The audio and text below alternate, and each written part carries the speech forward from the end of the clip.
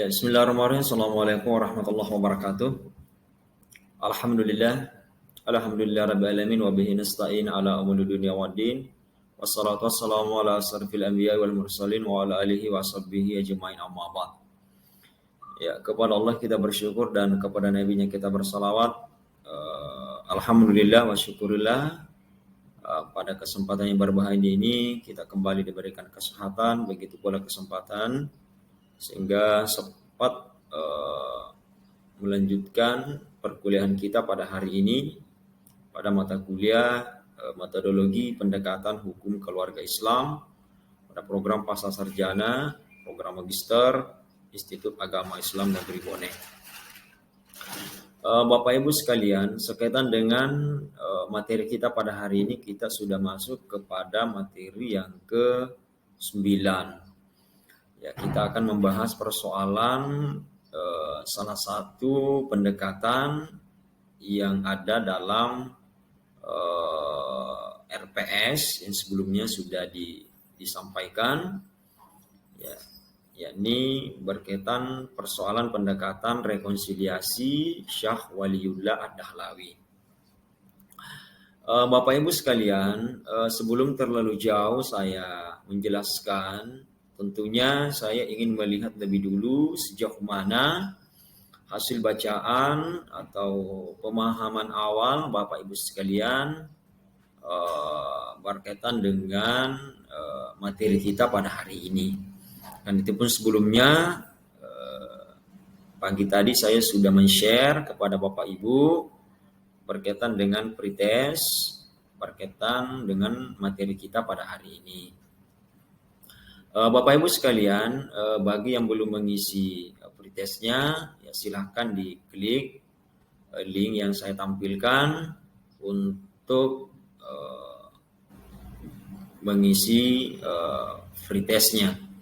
Bapak Ibu sekalian, ini sangat penting demi mengetahui pengetahuan awal Bapak Ibu sekaitan dengan materi kita pada hari ini. Bapak Ibu sekalian, pada hari ini kita membahas persoalan pendekatan rekonsiliasi Syekh Waliullah Ad-Dahlawi.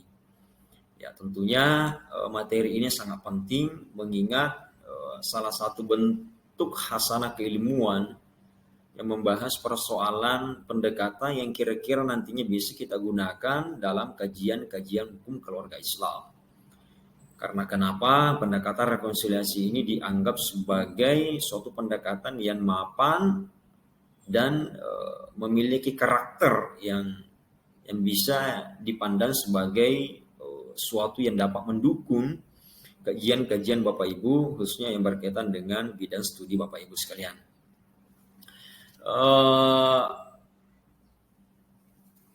Bapak Ibu sekalian, pada slide yang kedua ini saya ingin menjelaskan berkaitan dengan biografi Syekh Waliullah Ad-Dahlawi. Ya, mungkin Bapak Ibu sekalian pernah mendengar atau membaca suatu referensi yang berkaitan dengan Ad-Dahlawi ini. Kendati pun sebenarnya saya ingin kembali merefresh bahwa Syekh Waliullah Ad-Dahlawi atau lebih dikenal dengan Syekh Waliullah yang merupakan salah satu pemikir Islam yang lahir di Fulat. Fulat itu salah satu kota kecil yang ada di Delhi atau India. Beliau lahir pada 4 Syawal 1914 atau bertepatan dengan 1702 Masehi. Ya, Ad-Dahlawi ini ayahnya merupakan seorang sufi, ya, seorang sufi yang bernama Syekh Abdul Rahim. Ya, di samping itu ayahnya ini dianggap sebagai orang yang memiliki ilmu pengetahuan yang tinggi. Karena kenapa beliau atau Bapak Ad-Dahlawi ini juga masuk sebagai penyusun kitab-kitab fatwa yang berkaitan dengan hukum Islam atau biasa disebut dalam hal ini adalah kitab fatwa Alamgiri. Ya, Bapak Ibu sekalian, di samping itu Syekh Waliullah Ad-Dahlawi ini kakeknya itu juga merupakan orang yang punya kontribusi ya di dalam pemerintahan atau kekaisaran Jahangir. Ya, karena kenapa kakek beliau itu seorang perwira tinggi, ya, ya, sehingga tidak salah ketika gelar Syah Waliullah Dahlawali atau gelar Syah itu menunjukkan posisi atau strata sosial yang dimiliki oleh Dahlawi itu tinggi, ya. Kemudian ada yang menarik Bapak Ibu, bahwa ternyata Dahlawi ini di usia 7 tahun itu dia sudah hafiz. Ya, bahkan dia menggantikan bapaknya ya sebagai seorang guru atau seorang pengajar. Karena seperti diketahui bahwa di usia ke-17 tahun bapak atau ayah daripada Dahlawi ini meninggal dunia. Sehingga dia menggantikan posisi ayahnya sebagai seorang pengajar ya kurang lebih 12 tahun. Kemudian setelah itu untuk mengembangkan ilmu pengetahuannya, Syah Waliullah Dahlawi ini hijrah ke Makkah dan Madinah untuk belajar ilmu agama. Ya di sana dia tidak begitu lama, dia di sana kurang lebih 14 bulan. Ya, dia banyak belajar pada gurunya yang bernama Syekh Abu Tahir bin Ibrahim ya dari Madinah. Beliau banyak mendapatkan ilmu sama gurunya ini. Ya bahkan Dahlawi dalam sebuah catatan sangat mengagumi gurunya Syekh Abu Tahir bin Ibrahim ini. Bahkan dari gurunya itu Dahlawi mendapatkan sanad dalam bidang hadis. Artinya di sini kita bisa melihat bahwa memang ada kemampuan Dahlawi dalam konteks hadis. Kemudian di akhir hayatnya beliau atau Dahlawi meninggal di usia 59 tahun di Delhi. Ya, beliau wafat pada tanggal 29 Muharram 1176 atau bertepatan dengan 1762 Masehi. Bapak Ibu sekalian, ada beberapa klasifikasi karya-karya Dahlawi yang nampaknya menarik untuk kita kaji secara bersama. Yang pertama itu adalah mengenai Al-Quran. Ya, Al-Quran ternyata Dahlawi memiliki karya tafsir Al-Quran dalam bahasa Persia. Kemudian yang kedua adalah mengenai buku hadis, ya, buku tafsir Al-Muwatta dalam bahasa Arab dan bahasa Rusia. Jadi kitab Al-Muwatta yang dikarang oleh Imam Malik itu ternyata ditafsirkan oleh Dahlawi dalam bentuk bahasa Arab dan bahasa Rusia. Kemudian yang selanjutnya adalah mengenai fikih. Ya, fikih juga beliau punya kitab fikih yang tidak begitu tebal, akan tetapi dianggap sebagai sesuatu yang mumpuni yang berkaitan dengan persoalan adisa fil bayan asbab al-ikhtilaf. Kemudian ada juga buku-buku beliau yang berkaitan dengan persoalan tasawuf, persoalan filsafat Islam dan ilmu-ilmu kalam, dan buku Syiah Sunni yang pada saat itu memang terjadi persitegangan dalam konteks pemahaman. Ya, Bapak Ibu sekalian, ada di sini yang pada poin ketiga bahwa fikih yang berkaitan dengan al-insya fil bayan asbab al-ikhtilaf. Maknanya bahwa di sini menjelaskan persoalan sebab-sebab terjadinya perbedaan pendapat dari kalangan sahabat, begitu pula dari kalangan tabi'in. Karena inilah sebenarnya yang menjadi tumpuan bahwa pendekatan rekonsiliasi Syekh Waliullah Dahlawi itu pada tatarannya adalah mengarahkan supaya masyarakat itu tidak terjadi yang namanya mengeksklusifkan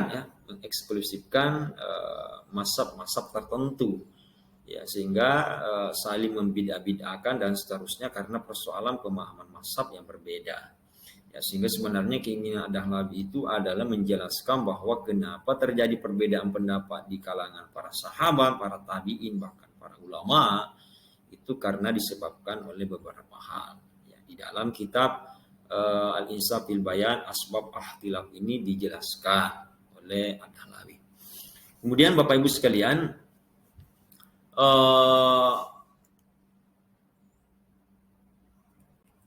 dalam konteks ini Ad-Dahlawi menawarkan pemahaman hadis ya, pemahaman hadis bahwa dalam konteks hadis itu beliau membagi dua.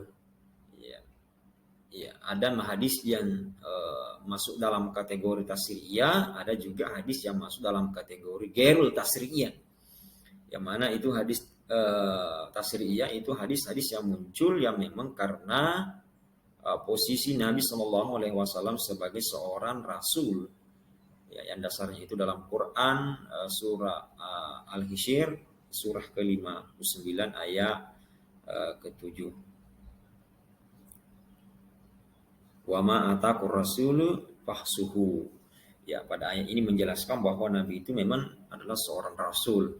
Ya, hadis-hadis yang berkaitan dengan hadis tasriyah itu yang berbicara persoalan ilmu tentang hari akhirat, ya, aturan-aturan syariat, ibadah, ijtihad, atau yang setingkat dengan wahyu. Kemudian yang selanjutnya ada juga masuk dalam kategorisasi hadis ghairu tasriyah, yang mana itu adalah hadis-hadis yang memang berasal dari sifat kemanusiaan Muhammad Sallallahu Alaihi Wasallam. Artinya bukan menjadi kewajiban untuk kita tiru, tapi hanya ideal untuk ditiru. Ya, dasarnya ini dalam yang diungkapkan oleh Ad-Dahlawi bahwa Nabi itu juga masuk sebagai kategorisasi manusia biasa di samping dia adalah seorang rasul. Yang mana hadis-hadis yang berkaitan dengan itu adalah hadis-hadis yang misalnya masalah bekam, ya, masalah bersiwak, kemudian kebiasaan-kebiasaan Nabi, misalnya cara tidur, berjalan, cara berpakaian, apalagi namanya memelihara jenggot dan seterusnya. Ya, hadis-hadis ini sangat erat kaitannya dengan kebiasaan-kebiasaan yang bisa kita katakan bahwa bukan hal yang wajib untuk kita tiru, kan, tetapi menjadi sebuah sunnah atau ideal untuk kita tiru. Bapak Ibu sekalian, kita berlanjut kepada urgensi menundukkan hadis. Ad-Dahlawi menganggap bahwa perbedaan pemahaman hadis ternyata berbuntut kepada apalagi namanya saling membid'ah-bid'ahkan atau saling menyalahkan antara mazhab yang satu dengan mazhab yang lain. Ya, sehingga Ad-Dahlawi mencoba untuk memberikan sebuah pemahaman berkaitan dengan urgensi mendudukkan sebuah hadis. Yang pertama itu adalah Ad-Dahlawi mengatakan bahwa penting sekali mendudukkan hadis pada tempatnya secara proporsional. Ya, karena kenapa mendudukkan pemahaman hadis secara situasional atau dalam hal ini adalah kapan hadis dipahami secara tekstual dan kapan hadis dipahami secara kontekstual. Itu yang harus dipahami. Kemudian yang kedua adalah tujuan Ad-Dahlawi melakukan pengkategorisasian sebagaimana pada slide sebelumnya adalah menggali ilat. Ya, ilat yang kira-kira menjadi latar belakang munculnya berbagai aturan syariat. Ya, untuk menemukan korelasi antara substansi hukum, maqasid dan dengan bentuk syariat. Ya, jadi bukan berarti bahwa mendudukkan hadisnya itu tidak mempunyai tujuan, akan tetapi ternyata pengkategorisasian tidak lain adalah untuk menggali. Ya. Kemudian Bapak Ibu sekalian, dalam sebuah kitabnya Al-Insaf fil Bayan Asbab Ikhtilaf, Ad-Dahlawi mengemukakan bahwa sebab-sebab terjadinya perbedaan di antara para sahabat, begitu pula para tabi'in, itu sangat dipengaruhi oleh beberapa faktor. Ya, sehingga dalam hal ini disampaikan. Yang pertama adalah perbedaan dalam menerima riwayat. Ya, dalam menerima riwayat itu ternyata menjadi salah satu sebab terjadinya suatu ikhtilaf. Kemudian selanjutnya adalah perbedaan dalam memahami ilat, ya. Ilat hukum itu terkadang para ulama berbeda dalam memahami ilat, sehingga berbuntut kepada apalagi namanya istimbat atau ijtihad hukum yang berbeda. Kemudian selanjutnya adalah perbedaan dalam melihat Nabi. Ya, dalam melihat Nabi itu tadi yang saya sebutkan bahwa apakah posisi Nabi atau bentuk kurba, apakah ini ibadah atau hanya sesuatu yang boleh-boleh saja? Apakah ini hal wajib atau sunnah? Nah, ini yang terkadang menjadikan perbedaan di kalangan para sahabat. Kemudian selanjutnya adalah perbedaan karena salah paham, karena lupa atau penalaran. Biasanya penalaran para ulama-ulama itu sangat mempengaruhi terjadinya perbedaan pendapat di kalangan para ulama. Kemudian selanjutnya adalah perbedaan dalam mengkompromikan dua pendapat yang berbeda. Mengkompromikan dua pendapat yang berbeda itu sangat memungkinkan terjadinya suatu perbedaan atau penarikan hukum oleh para ulama. Kemudian yang selanjutnya yang terakhir adalah kecenderungan persoalan ahlul hadis dan ahlul ra'yu. Ahlul ra'yu ini kan antara yang teks dengan yang apalagi namanya ini lebih kepada akalnya. Ya, sehingga sering terjadi pemahaman begitu pula pandangan-pandangan dari para ulama kita. Ya. Kemudian selanjutnya adalah gagasan Syekh Waliullah Dahlawi menyikapi ikhtilaf. Ya, jadi bukan berarti bahwa Dahlawi ini menolak ikhtilaf. Ya, menolak ikhtilaf bagi mereka yang memang mampu untuk berijtihad. Ya. Kemudian yang pertama adalah gagasan Syekh Waliullah Dahlawi bahwa melakukan taklid itu taklid yang luas, ya. Ya, luas yakni tidak mengeksklusifkan kebenaran terhadap suatu pendapat atau mazhab tertentu. Maknanya bahwa jangan kita hanya membenarkan sepihak, kemudian membid'ahkan sepihak. Ya, makanya yang dilakukan adalah taklid yang secara luas, ya, dengan tidak mengeksklusifkan salah satu mazhab. Kemudian yang selanjutnya adalah mengkonvergensikan beberapa pendapat sahabat atau talfik.